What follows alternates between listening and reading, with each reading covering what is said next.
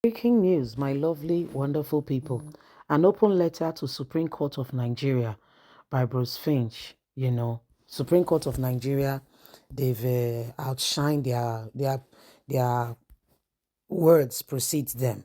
Everybody is aware of how, justice, if there is anything like that, there ain't no justice, by the way, goes to the highest bidder. In Nigeria today, every Tom, Dick, and Harry can just come and do and undo and get away with it. So these are the very, very things going on.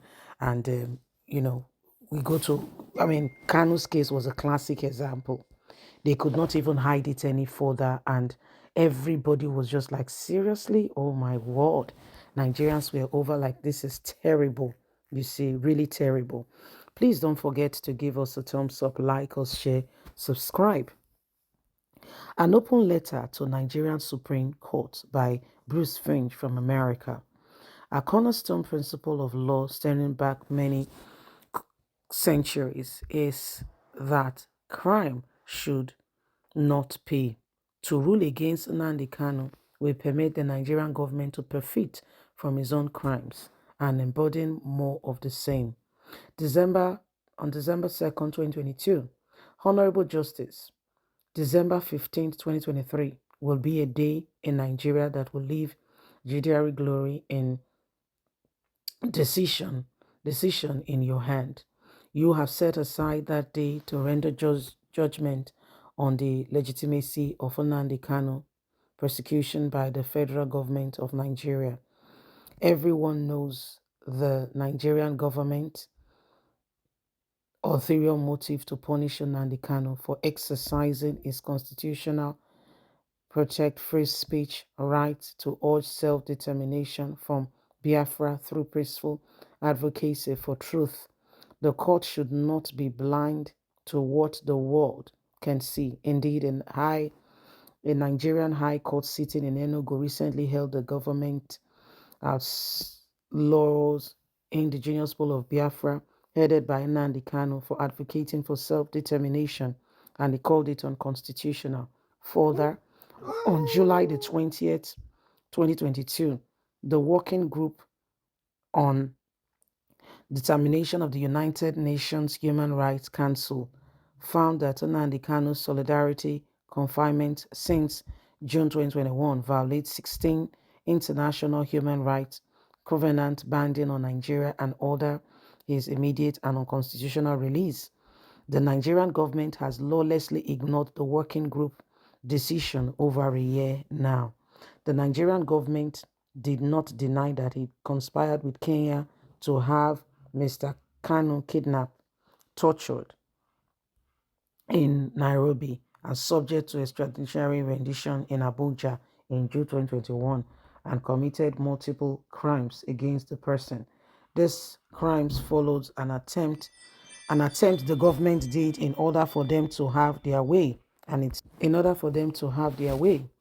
These crimes followed the government assassination of Nnamdi Kanu September 14, 2017, which was illegally done by the High Court of condemned by the High Court in Abia State on January the 19th, 2022. A cornerstone principle of law back many centuries is that crime should not pay. To play against Nnamdi Kanu will permit the Nigerian government to profit from its own crime and embodying them on the same.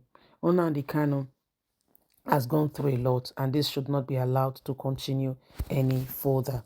So that's Bruce Finch, who is coming out to speak on Nnamdi Kanu, and is saying, sincerely, truly speaking, he wants Nnamdi Kanu free, and he knows what Nigerian government have done, how far they've gone to ensure that Nnamdi Kanu remains incarcerated, even for real, no just crime. The whole thing started with Nnamdi Kanu calling for self-determination. Then he was in Abia State in 2017. And before you could say Jack Robinson, the Buhari's government sent Nigerian military against him, who almost killed him.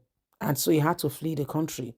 And so for that, they rendered him a fugitive and declared IPOB, and they said it was an terrorist group and what have you. That's Nigerian government declaring it. And in 2021, Nnamdi Kanu, whatever he went to do in Kenya was in Kenya. And guess what?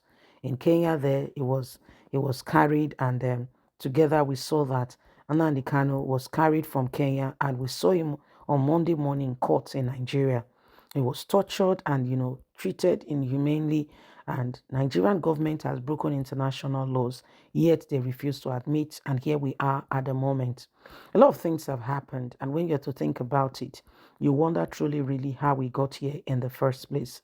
We cannot continue with the same thing over and over again, then expect a different result. If we want this country to experience the freedom and the newness and new life, and we want people not to be agitated, then we need to listen to the people. Why did this whole agitation thing started?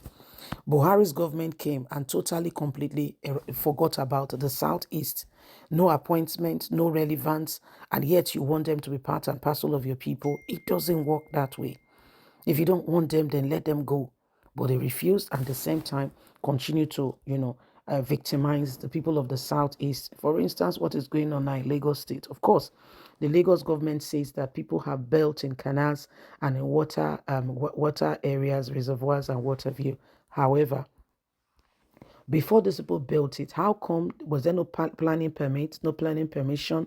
And when this thing was in building, is there no government officials to go around and to ensure that things are done properly, so that things are copped from the beginning and people don't have to spend their money?